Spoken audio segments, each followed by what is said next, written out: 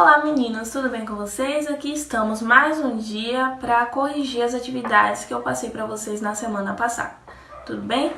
Essa atividade que eu passei na semana passada, pessoal, tá na página 5 do módulo 2 de Biologia de vocês. Vamos então à nossa primeira questão. O citoplasma de uma célula eucariótica está compreendido no espaço entre as membranas nuclear e citoplasmática. Sobre esse componente celular, é correto afirmar: alternativa 1.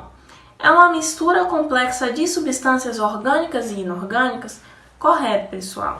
Porque a gente já viu que o citosol, que é o principal componente do citoplasma da célula eucariótica, ele é composto por água, que é uma substância inorgânica, por exemplo, carboidratos, que são açúcares, proteínas, lipídios, sais minerais, dentre outras substâncias que vão acabar formando uma solução dentro do citoplasma, né, que a gente chama de citosol ou mesmo de hialoplasma. Então, a primeira questão ela está correta. Alternativa 2. Ao microscópio eletrônico, apresenta-se heterogêneo, ou seja, não sei se vocês já viram em química, mas o que é uma substância homogênea ou heterogênea? Homogênea é uma substância em que a gente só observa uma fase, ou seja, não é possível distinguir quais os componentes que estão ali naquela solução. Já uma solução heterogênea é uma solução em que há várias fases, onde a gente consegue claramente observar diferentes componentes naquela solução, que é o caso do nosso citoplasma. A gente consegue diferenciar. Por quê? Porque existem substâncias com diferentes propriedades. Então, quando a gente mistura essas diferentes propriedades, com certeza, à luz do microscópio eletrônico, a gente vai conseguir diferenciar essas fases. Consequentemente, a alternativa 2 ela está correta. Alternativa 4. Existem em seu interior várias organelas que desempenham funções definidas. Correto, pessoal. A gente vai estudar nas nossas próximas aulas as principais organelas citoplasmáticas que vão compor a célula eucariótica, já que a gente já viu que a célula procariótica só apresenta o ribossomo como organela. Então, existem de fato organelas lá, né, no citoplasma que estão lá, que são sustentadas e organizadas por esse citoplasma, que a gente vai chamar de ribossomos, retículo endoplasmático, vacúolo, plastos, mitocôndrias, complexo de Golgi, lisossomos, peroxissomos, dentre outras estruturas da célula eucariótica que a gente vai observar ao longo das nossas aulas. Alternativa 8. Pode-se observar facilmente o seu movimento de ciclose em células vegetais. Eu coloquei uma animaçãozinha no nosso último vídeo dessa aula de citoesqueleto e citoplasma, em que dava para ver claramente a célula vegetal em movimento, né? O citoplasma, da célula vegetal em movimento, fazendo com que as reações químicas que ali ocorrem sejam facilitadas, né, por conta desse movimento citoplasmático. Alternativa 16. Todas as organelas citoplasmáticas são comuns a todas as células de todos os grupos dos seres vivos. Como eu falei anteriormente, pessoal, a célula eucariótica ela é completa, tanto a célula vegetal quanto a célula animal. A gente vai observar mais para frente o estudo dessas organelas. No entanto, as células bacterianas, por exemplo, as células procarióticas, elas não apresentam essas organelas. As únicas organelas que elas possuem, como a gente já estudou, são os ribossomos. Então, a 16 ela está incorreta. Já a 32 não apresenta microtúbulos em seu interior. Gente, errado. A gente sabe que o citoesqueleto ele está presente no citoplasma da célula. Então, pessoas, questão 2 agora.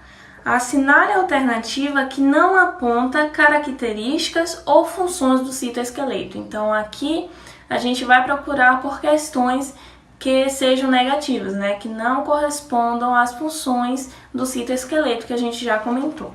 Letra A. Constitui-se de uma rede de filamentos de origem proteica com os microtúbulos, os microfilamentos e os filamentos intermediários. Correto, pessoal. A gente já viu que o citoesqueleto eles têm esses principais componentes na sua composição. Letra B. Forma um arcabouço interno que sustenta o volume citoplasmático e mantém suas organelas em locais apropriados no interior da célula. Corretamente, gente. O citoesqueleto ele vai auxiliar nessa sustentação do citoplasma, do volume citoplasmático. Se é uma célula eucariótica com tantos componentes, ela não tivesse um citoesqueleto, que é uma rede de filamentos no interior da célula, que auxiliasse a realizar determinadas funções e movimentos, com certeza essa célula iria morrer muito rápido, podemos dizer assim. A gente teria muito mais lises, como a gente já observou lá na osmose, ou seja, rompimentos de células, e isso claramente iria prejudicar a nossa sobrevivência, a nossa sustentação. Letra C.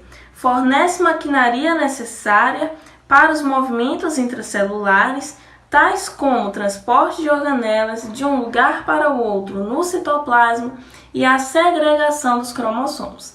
Exatamente, pessoal. Letra D. Determina a capacidade das células eucarióticas e procarióticas em adotar uma variedade de formas e executar movimentos coordenados. Essa aqui, gente, é a alternativa incorreta. Por que incorreta? Porque não é o citoesqueleto que é capaz de executar movimentos na célula, que vai fazer com que a célula execute movimentos. A gente viu que é o citoplasma o responsável por essa dinâmica no interior da célula. O que o citoesqueleto vai fazer é flexibilizar esses movimentos para que a célula ela nem seja tão rígida a ponto de não conseguir se movimentar, nem que consiga se movimentar tanto ao ponto de se romper e não conseguir se sustentar. Então, essa alternativa D é a errada, que vocês devem marcar aí. Já a letra E.